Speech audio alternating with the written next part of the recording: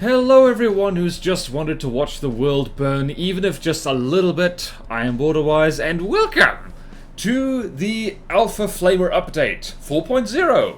So, just a quick reminder for people how to get into Alpha Test, where these lovely flamethrowers are currently residing.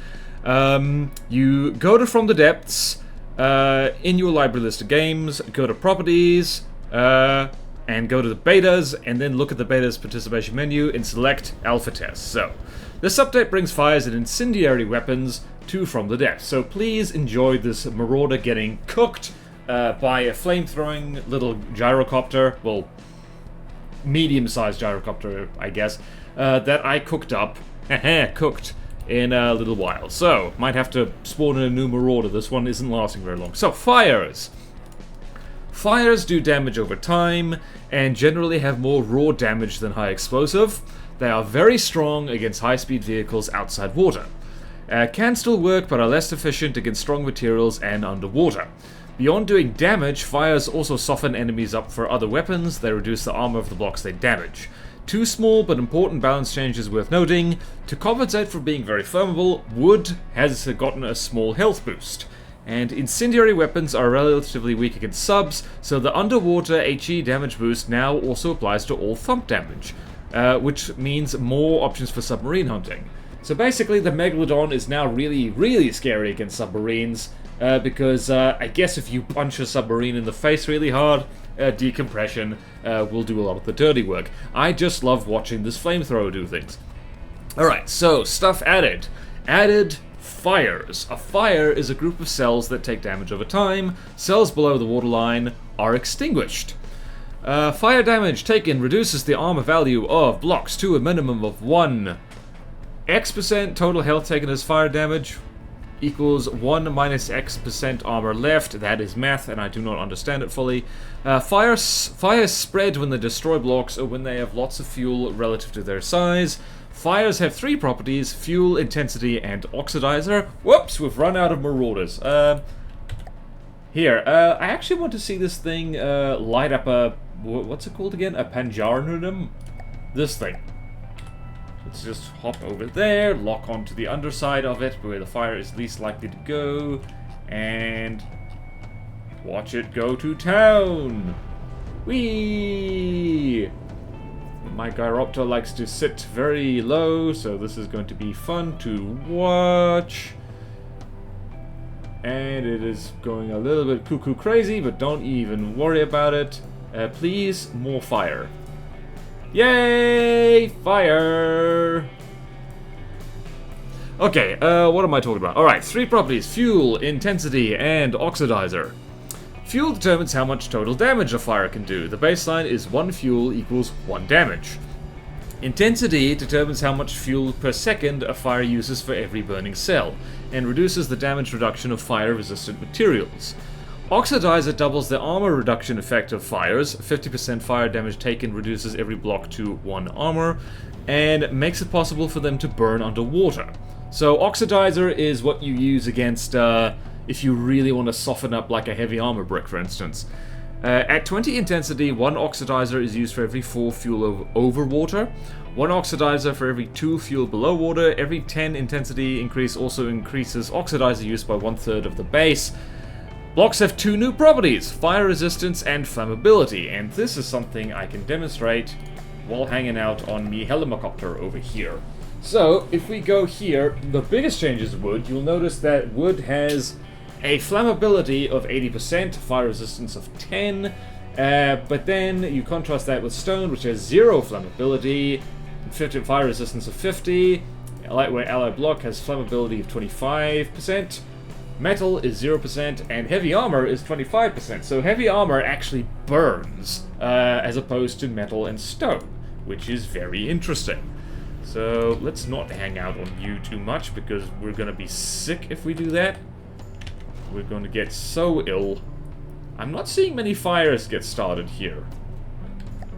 That's annoying. But anyway, okay. A fire with intensity below the block's fire resistance does reduce damage to that block. The damage multiplier is intensity minus resistance times 0.15, 0.15, divided by the resistance times 0.85, and 0 to 1 range. Blocks with flammability above 0 add fuel to the fire for every unit of fuel used. Intensity of the fuel added is the block's fire resistance. Is this thing getting damaged? No, it isn't. Why is it not getting damaged? That's really annoying, actually. Are we out of fuel? What the hell is going on here? Hello? Hang on a minute. Right, I'm gonna get rid of you. I'll get to work on that later because the Marauder got friggin' cooked, so we'll work out that later. Let's go over here. I think it might have been just slightly out of range. Hold on a minute. Alright, when oxidizer user Wood has 10 resist and 80% flammability. One cell taken damage from a 100 fuel, 50 intensity fire. 50 plus 40 equals 90 fuel left. New total intensity is 32.22. Alright, so Marauder is still getting set on fire, and that's very good news. Okay. Blocks generally have 10 to 60 fire resist and 0 to 80% flammability. High speed fans the flames, increasing fire damage done per fuel, which means that, yeah, it's high speed craft take more fire damage. Big fires choke themselves out, reducing damage done per fuel. Reduction starts at 3,000 total burning cells on a vehicle. Minimum efficiency is 30% of the original. And here's where the things get really interesting. Added incendiary bodies to APS and missiles. Their intensity range is 20 to 40, and they can also pack oxidizer. APS and missile impacts ignite a fire around the explosion point. Destroying fuel tanks ignites fire. This is a big change. You're going to have to guard your fuel cells a lot better. Fuel of the fire depends on the fuel level of the vehicle. Intensity is 20. Fires have an IR signature, a function of total fuel and intensity. IR guidance can lock onto individual fires. A burning block colliding with another construct spreads the fire to it. And added a tab to the V menu showing all the active fires on that vehicle or structure. And added a designer-only character item for igniting fires. Wood base health is up from 180 to 200, and impact damage gets the same boost as explosions underwater, as mentioned. Alright, now flamers, which is something we're gonna have to be talking about. Flamers are very cheap, compact weapons, and there's no active defense that works against them. Their main downsides are the short range and damage being done over time to the fires they ignite. So the new weapon system is the Flamers. Flamers use fuel and ignite fires at short range, cheap and compact for the firepower. They're not kidding, these things are actually really cheap for the damage they do. The downside being that they have short range and they don't do that damage very quickly. What's something else we can shoot at? A green field is always fun. I'm just enjoying setting things on fire, and I'm hoping you're enjoying seeing things get set on fire. If you've ever wanted to set an Age of Sail ship on fire, now is your chance. Now is your chance. Come on, let's see them flames. Yep, there's some gorgeous flames. Sizzle, sizzle! Alright. Flame speed is 300 meters per second. Maximum range is about 400 meters. Two main block variants, both 1x1, x4 beams. Connection point at the back with plus 30 degrees ASI and elevation range. Connection point at the bottom with 360 ASI and minus 10 to 89 degrees elevation range. Yeah, so I've just realized I've put the wrong flame... Where'd you go? Dude? Where are you? There you are. Thank goodness, I thought I'd lost you. I thought I'd lost you. I thought I'd never see you again. Yeah, so I've actually put the wrong kind of flamethrower on my helicopter. I should have the one with better elevation. Okay. Pipes connect the main tanks to blocks. Pipes basically function like connectors, by the way. 3 tank types, fuel, oxidizer, and catalyst. They increase fuel and oxidizer throughput and intensity. Intensity without catalyst tanks is 20. 2 to 1 fuel catalyst tank ratio is 30 intensity, and 1 to 2 is 50. 2 tank sizes, 1 times 1 times 1 and 1 times 3 times 3. Smaller tanks are more compact and more expensive for the firepower. Tanks can be chained. They can only connect to tanks of the same size and type. Destroying flamer tanks ignites fires.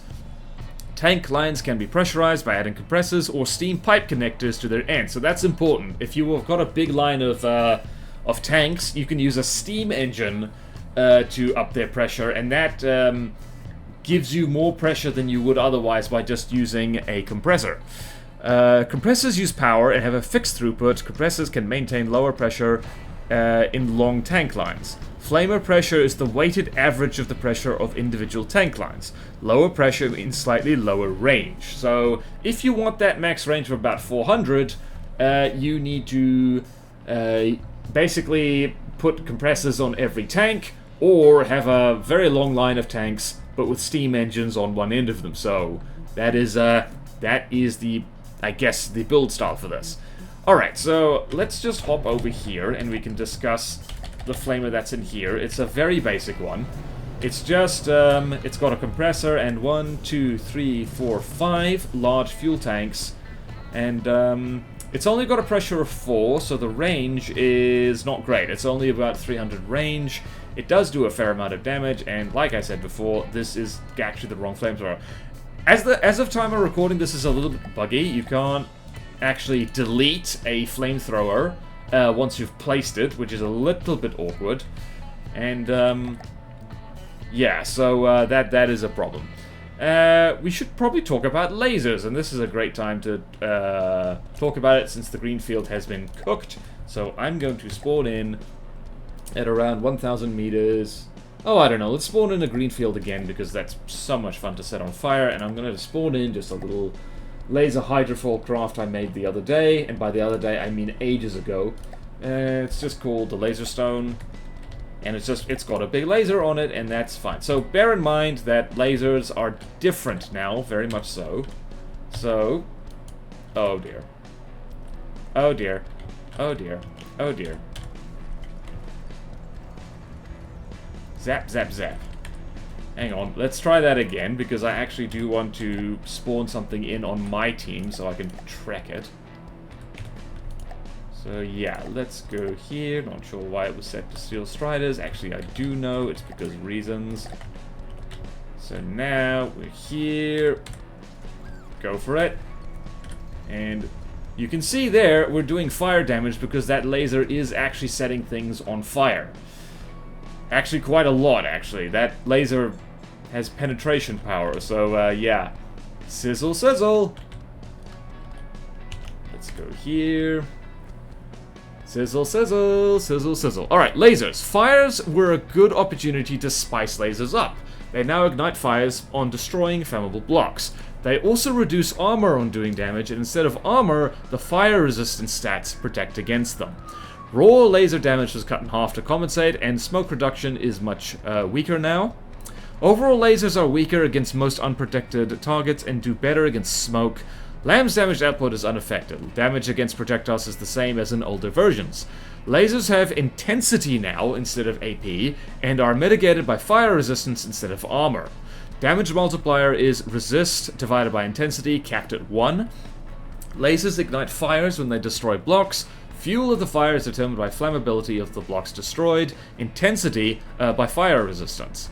Laser base damage is reduced to 50%, as mentioned, and smoke shield reduction is much weaker. Laser damage counts as fire damage, also reduces armor of the blocks damaged. Laser fires don't add any oxidizer, and the short range combiner ranges from 100 to 500 to 150 to 600, so that is quite handy.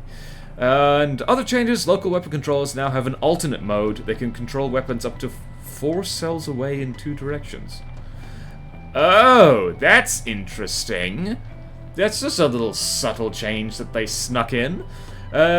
Steam pipe durability increased, and propeller hub overlay is only displayed in build mode.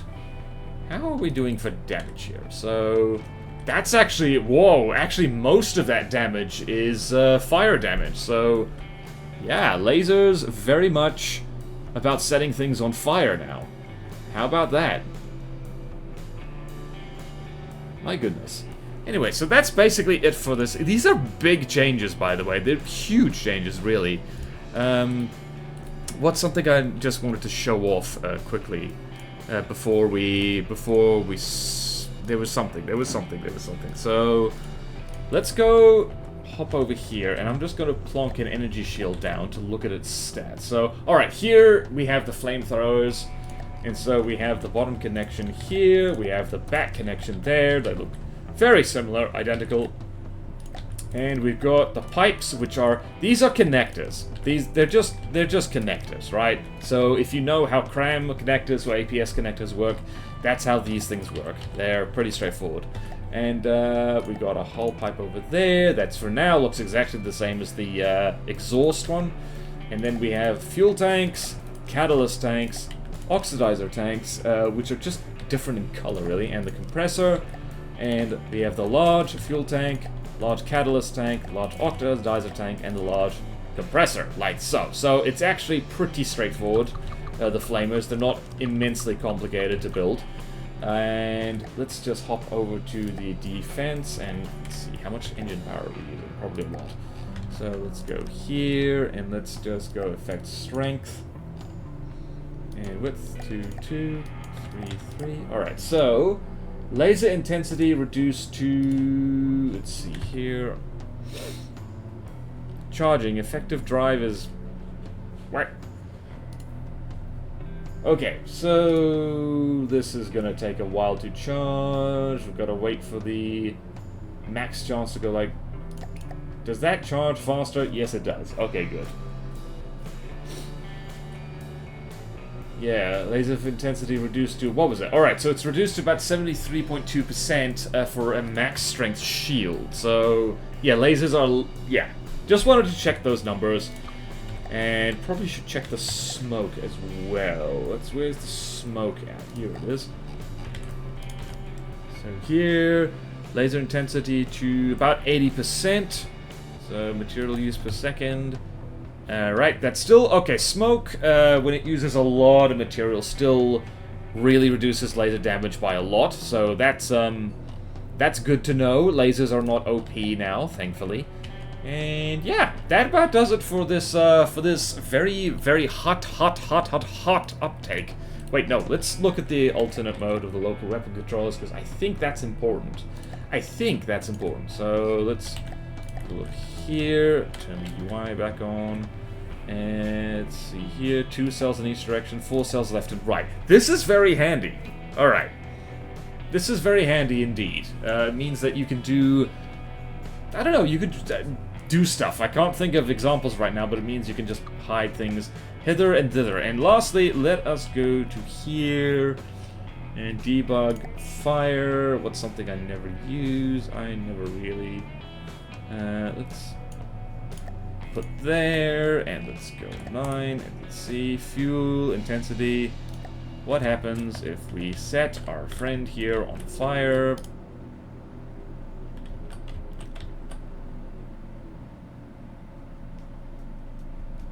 Interesting. We definitely have set it on fire, not by much.